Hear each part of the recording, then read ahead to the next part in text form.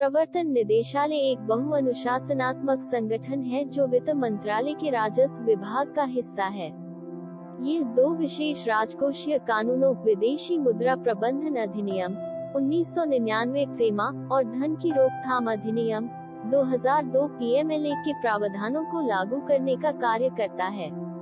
सीधी भर्ती द्वारा कर्मियों की नियुक्ति के अलावा निदेशालय प्रतिनियुक्ति पर विभिन्न जांच एजेंसियों, सीमा शुल्क और केंद्रीय उत्पाद शुल्क, आयकर, पुलिस आदि विभागों से भी अधिकारियों को नियुक्त करता है।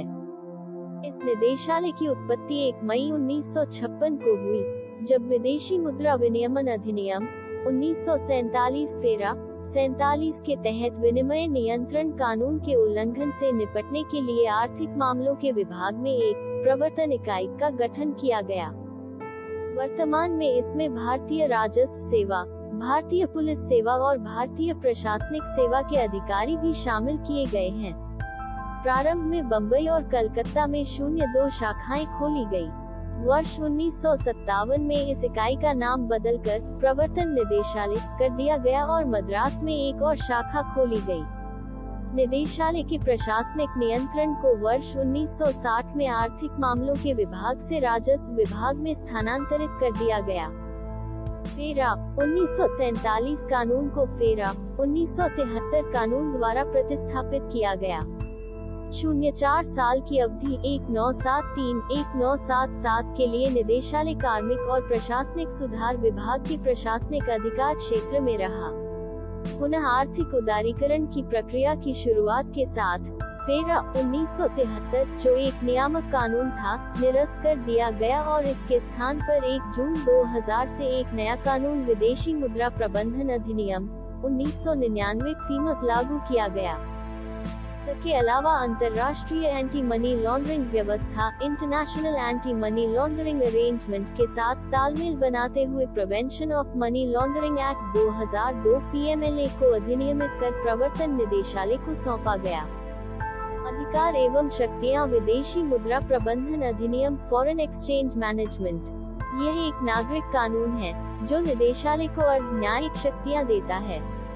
यह निदेशालय को विनिमय नियंत्रण कानून के संदिग्ध उल्लंघनों की जांच करने के साथ दोषी पर जुर्माना लगाने की भी शक्ति देता है। धन शोधन निवारण अधिनियम प्रिवेंशन ऑफ मनी लॉन्ड्रिंग।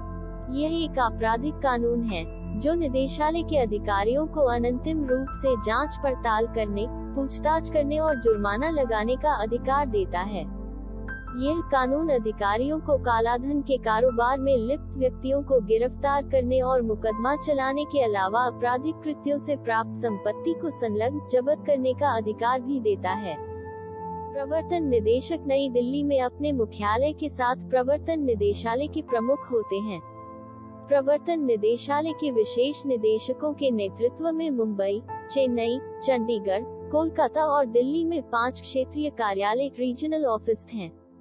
निदेशालय के आंचलिक कार्यालय जोनल ऑफिस अहमदाबाद, बेंगलुरु, चंडीगढ़, चेन्नई, कोची, दिल्ली, पणजी, गुवाहाटी, हैदराबाद, जयपुर, जालंधर, कोलकाता, लखनऊ, मुंबई, पटना और श्रीनगर में हैं। इनकी अध्यक्षता एक संयुक्त निदेशक करता है। निदेशालय के कार्य विदेशी मुद्रा प्रबंधन अधिनियम 1999 फेमा के प्रावधानों के उल्लंघन की जांच करना, जो 1 जून 2000 से प्रभाव में आया। निदेशालय नामित अधिकारियों द्वारा फेमा के उल्लंघन के दोषियों की जांच की जाती है और इसमें शामिल राशि का 3 गुना तक जुर्माना लगाया जा सकता है। मनी लॉन्ड्रिंग निरोधक अधिनियम 2002 पीएमएलए के प्रावधानों के तहत, जो 1 जुलाई 2005 से प्रभावी हुआ, धन शोधन के अपराधों की जांच करना, संपत्ति की कुर्की और जब्ती की कार्रवाई करना और मनी लॉन्ड्रिंग के अपराध में शामिल व्यक्तियों के खिलाफ मुकदमा चलाना 28 कानूनों के तहत 156 अपराध हैं, जो पीएमएलए के तहत अनुसूचित अपराध हैं।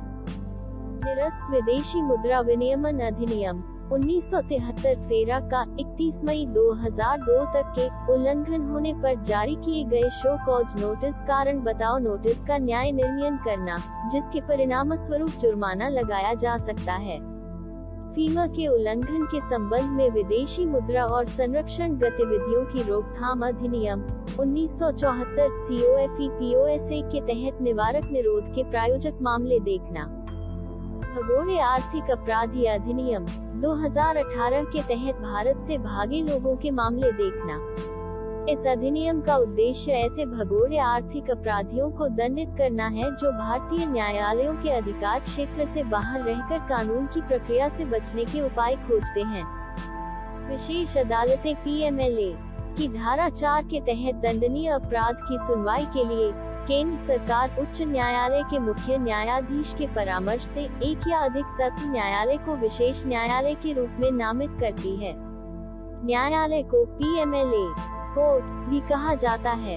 PMLA न्यायालय द्वारा पारित किसी भी आदेश के खिलाफ कोई भी अपील सीधे उस क्षेत्राधिकार के लिए उच्च न्यायालय में दायर की जा सकती है। प्रवर्तन निदेशालय द्वारा अपने दायित्वों के निर्वहन में कुछ अंतर्राष्ट्रीय संस्थानों का भी सहयोग लिया जाता है और समय समय पर उन्हें सहयोग भी दिया जाता है तथा यह निदेशालय निम्नलिखित संस्थानों से निरंतर संपर्क में भी बना रहता है। 1 वित्तीय कार्रवाई कार्य बल 2 मनी लॉन्ड्रिंग पर एशिया प्रशांत समूह 3 मनी लॉन्ड्रिंग और आतंकवाद के वित्तपोषण पर यूरेशिया